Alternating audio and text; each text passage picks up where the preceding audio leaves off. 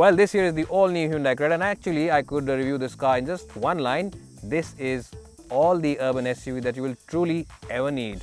And why do I say that? Well, we'll find that out on the show today, but let me talk about the changes on the outside. You get a new bumper with this dual tone color shade now. You get a new grille which looks a lot more prominent than before. There's new housing for the fog lamps as well, and the front headlamps as well have been slightly redesigned, but the bigger changes have been reserved for the interiors. So let's find out what they are.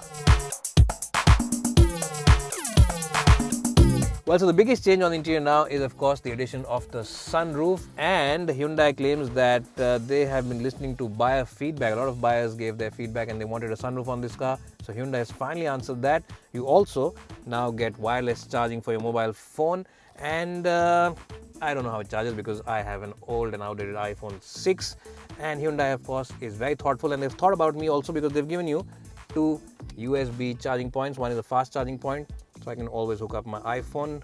Well, Hyundai has also added auto dimming mirrors, something which was missing on this car, and the driver's side seat now is electrically adjustable, which is a very nice and thoughtful touch because remember, this is a premium SUV, and these new features now make it feel a lot more premium than it was before. And if you travel a lot on the highway, you'll truly appreciate another new feature on this car, which is of course the addition of cruise control. And as I just said, all these features add up to make the cabin of the Creta feel a lot more premium than it used to feel before. Now, in terms of overall seat comfort, the Creta has always been one of the better seats for seat comfort, and it's no different with the new car. Hyundai have given it the same kind of cushioning and the same kind of support, so it is all good news. In terms of overall storage places, you get a couple of beverage holders over here, and at the moment Hyundai has kept this swatch can. Now, if you buy a new Hyundai car, this will be part of the standard kit. Well, so the back seat of the Creta has always been a great place to be in, and as you can see, headroom is more than adequate, knee room also is more than sufficient, and the front seat has been adjusted for someone who is my height, which for reference is 5'10". Now, if you are bored of this dialogue, then you can let me know what else I can say in the comments section below. Talking about the car again, you get AC vents at the back, a 12-volt charging point, the floor panel is completely flattish, and the seats themselves, as I just said, are very good, and you can always push this armrest back, and you get a nice and wide seat, which is generally good enough to have 3 occupants over those long distance journeys. And along with that big boot, this is actually a very good car for highway travels.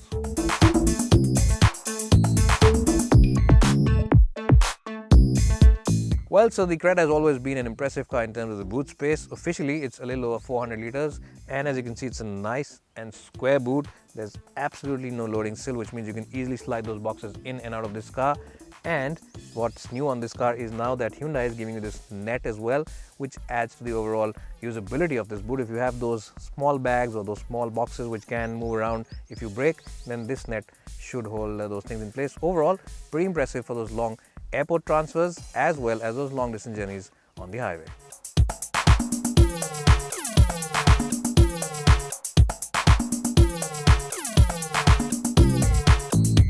Well, so overall, the new Creta doesn't have any changes on its mechanical bits. You get the same diesel and petrol engine options, and it's a good thing because these engines have always been very good in terms of refinement. Now, we are driving the 1.6 liter diesel version today, and we're driving the manual. You can always choose the automatic version as well, which is available on sale.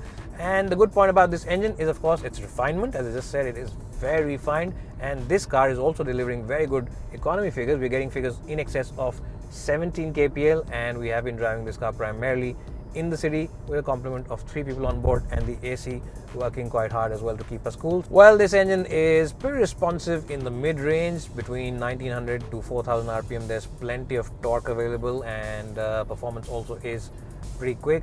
Now, below 1800 rpm, this diesel engine is a little lazy to respond to your throttle inputs, but that's quite okay because even if you have to change gears often, you won't really mind changing gears in this car because the gearbox is a nice and snickety-snick unit. It's a nice and sporty gearbox. The throws also aren't long, and even the clutch isn't really heavy, unlike the Jeep Compass, which has an overtly heavy clutch and a very, very heavy gearbox to operate. This one has a nice and light clutch and gearbox combination, which makes it a nice car to drive in the city. And of course, if you live in Delhi or Mumbai, that's something that you'll truly appreciate when you get stuck between that traffic jam from Gurgaon back to base.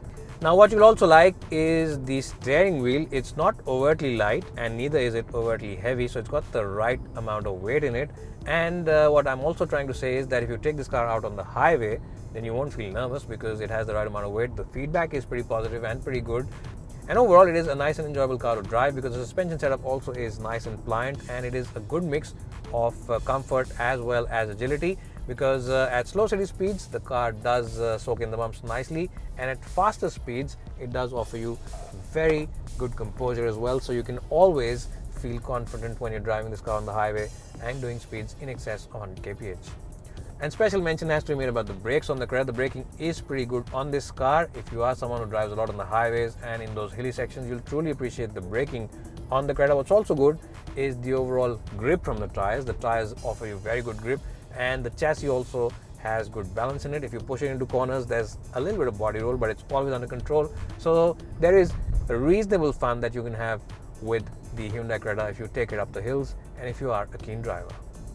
So basically what I'm trying to say is that apart from that little bit of turbo lag initially, the Hyundai Creta diesel is a nice little package. It's good for refinement, it's good for responsiveness. Once you get past that turbo lag, it's pretty good for fuel economy, and the suspension as well as steering wheel also is pretty good overall for comfort as well as keen drivers. So overall, before I start sounding too much like a Hyundai salesman, I'll just say that this car has something in it for the keen driver.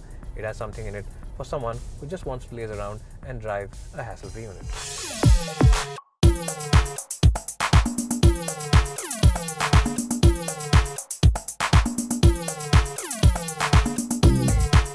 Well, so in summary, the Hyundai Creta still is the best urban SUV that you can buy and own. It comes with good looks on the outside, it comes with a comfortable cabin on the inside, a long list of features, a refined as well as fuel efficient diesel engine, and a big enough boot.